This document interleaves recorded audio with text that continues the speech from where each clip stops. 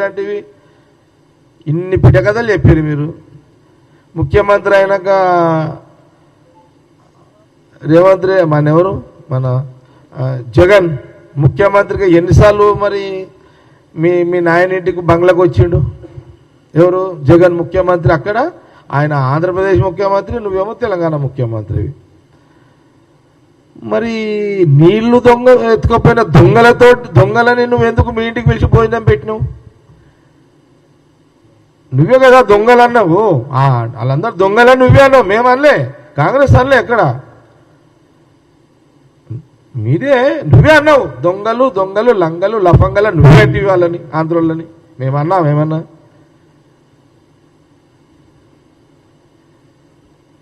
ఏమైంది? లాస్ట్కి వస్తే జగన్ అక్కడి నుంచి ముఖ్యమంత్రి నువ్వు 3 సార్లు పిలుస్తేవి, దర్వాజలో పోయి ఆహ్వానిస్తేవి, శాలువలు కాపుతీవి, లంచ్ తీసుకపోతేవి, తిని పడితేవి.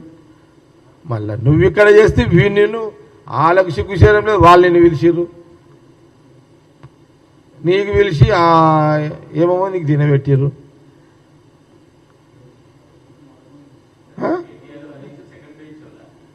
సెకండ్ బెంచే కదా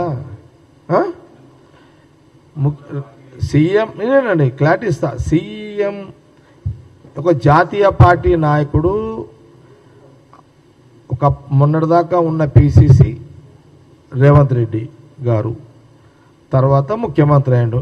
ఇది నేను కేసీఆర్ గారిని అంటలేదు. కేసీఆర్ గారు నంబర్ వన్ ఇద్దరు నంబర్ 1 బెంచ్లే, అందులో ఏం తేడా లేదు. నేను కేసీఆర్ పర్సనాలిటీ నేనేం తక్కువ చేయను, చాలా బిగ్ పర్సనాలిటీ.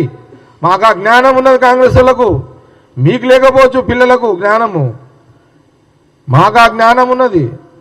మేము ఎప్పుడు కూడా కేసీఆర్ని తక్కువ చేసి మాట్లాడతలేడు ఇక్కడ Jaggareddy. KCR garu very big personality, no doubt. కానీ మా ముఖ్యమంత్రి మాజీ పిసిసి రేవంత్ రెడ్డి గారు కూడా ఒక జాతీయ కాంగ్రెస్ పార్టీ. మాదేమో ఢిల్లీ పార్టీ, ఇదేమో గల్లీ పార్టీ. మీరైనా గల్లీ పార్టీ, ఇంకా మాదైనా ఢిల్లీ పార్టీ. ఢిల్లీకి గల్లీకి ఫరక్ లేదా? ఈ జ్ఞానం కూడా లేదా కేటీఆర్ గారికి?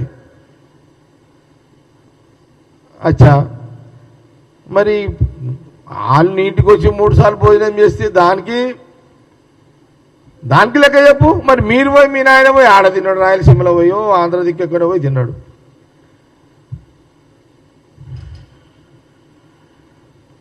ఈడ మీరు కోడి పులుసులు తినబెట్టారు, వాళ్ళేమో చేపల పులుసులు తినబెట్టారు.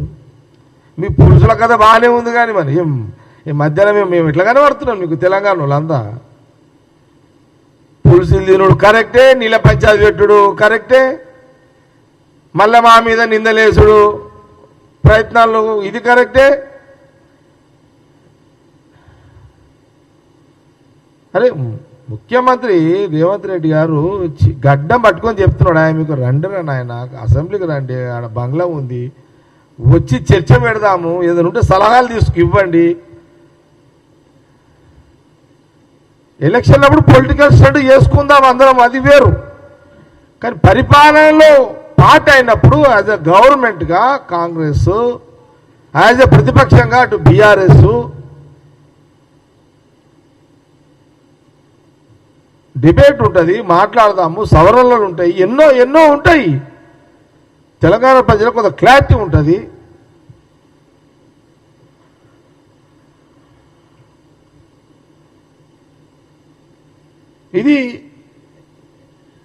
ఇది అసలు విషయం. ఇది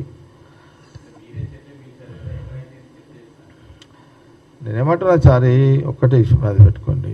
అసెంబ్లీ లేదు, అసెంబ్లీ అనేది ఇప్పుడు ఎమ్మెల్యేలం కదా, ఎమ్మెల్యేలు అసెంబ్లీలో కూర్చుంటారా లేకపోతే ఆడ కళ్ళ దుకాణంలో కూర్చుంటారా? కేటీఆర్ కంటే పాపం వదిలేసేయి, ఆయనకు ఇంకా మెచ్యూరిటీ అయితే లేనట్టుండు. ఏదైనా ఊరికి పోదాంపా, ఎమ్మెల్యేలు అందరూ ఏడ కూర్చుంటారా, ఏడ కూర్చోవాలని అడిగితే ఒక రైతుని అడుగుదాంపా, ఏం చెప్తాడు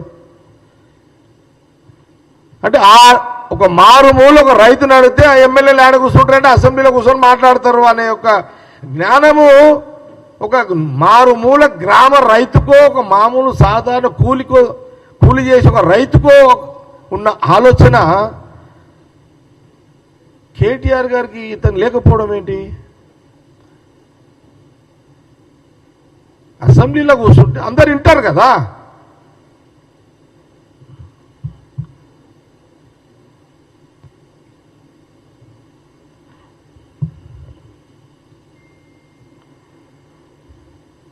పులుసులు తినేది మీరే వండుకొని మళ్ళీ నీళ్ళ పంచాయతీ పెట్టేది మీరే.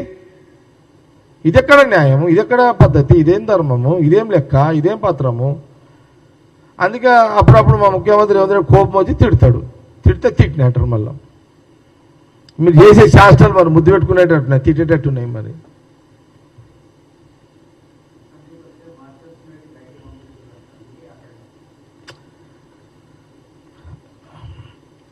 ఇప్పుడు మేము కమ్సే కమ్ అసెంబ్లీలో చర్చకు పిలుస్తున్నాము. బీఆర్ఎస్ గవర్నమెంట్ ఉన్నప్పుడు కాంగ్రెస్ ఎమ్మెల్యేలు బెంచ్ మీద ఆయన సీటు మీద కూర్చొని ఒక అడుగు ముందుకేస్తే సస్పెండ్ చేసిరు. కోమటిరెడ్డి వెంకటరెడ్డిని చేయలేదా? సంపత్ను చేయలేదా? ఎందుకు చేసిర్రు? జవాబు చెప్పగలుగుతారా?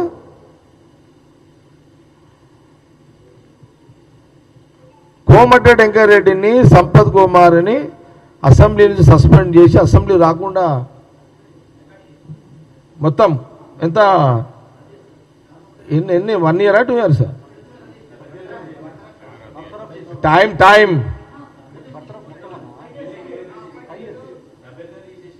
అంటే ఏ ఇయర్ ఎన్నేళ్ళు సస్పెండ్ తీసేసారు మొత్తానికి? అంటే ఒక ఆటో తీసేసారు. ప్రజలు ఎమ్మెల్యేని గెలిపిస్తే కోమటిరెడ్డి వెంకటరెడ్డిని, సంపత్ కుమార్ని అసెంబ్లీలో నిలదీస్తుంటే, కేసీఆర్ నిలదీస్తుంటే తట్టుకోలేక అసలు వాళ్ళ అసెంబ్లీ రద్దే చేసి పడేసారు.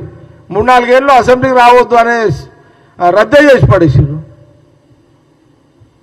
అంటే మీరు ఇంత దుర్మార్గమైన పరిపాలన అందించారు.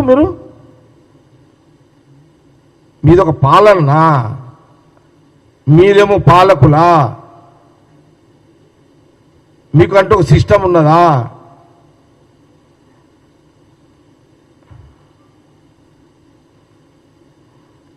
నువ్వు అంటే పోలీసు వాళ్ళని అడ్డం పెట్టుకున్నాడు.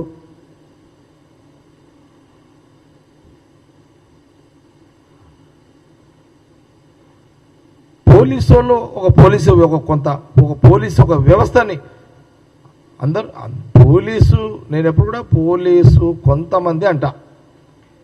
కొంతమంది అధికారులను అందరు చెడ్డవాళ్ళు. పోలీసు అందరు మంచోళ్ళే ఉంటారు. అంటే 1, 2, 3, 4 గఫ్లతులు వెళ్తారు కొడుకులు కొందరు. వాళ్ళని అడ్డం పెట్టుకొని మా ఫోన్లీని ఎవడు ఆడమంటుండు, ఎవడు ఆడ కూర్చుంటుండు, ఏం చేస్తున్నారు?